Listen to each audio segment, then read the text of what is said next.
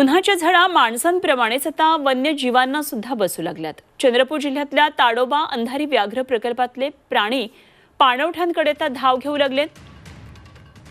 दाघोबा वाघ, जुनाबाई वाघीण आणि त्यांचे 2 बछडे पाण्याच्या शोधात कोलारा बफर क्षेत्रातल्या पाणवठ्यावर आले।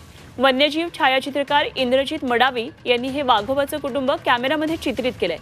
पाणवठ्यांवर वन्यजीवांचं अगदी सहज दर्शन घडत असल्यानं ताडोबात येणारे पर्यटक सुद्धा सुखावत आहेत। उन्हाची तीव्रता वाढली असून वाघ हे सतत पाणी पिण्याकरिता आणि पाण्यामध्ये बसण्याकरिता पाणवठ्याजवळ येतात। मला कोलारा बफर क्षेत्रामध्ये ही वाघाची फॅमिली दाघोबा मेल, जुनाबाई फिमेल आणि त्यांचे 2 कप्स पाहायला मिळाले। लाल मातीतली कुस्ती म्हणजे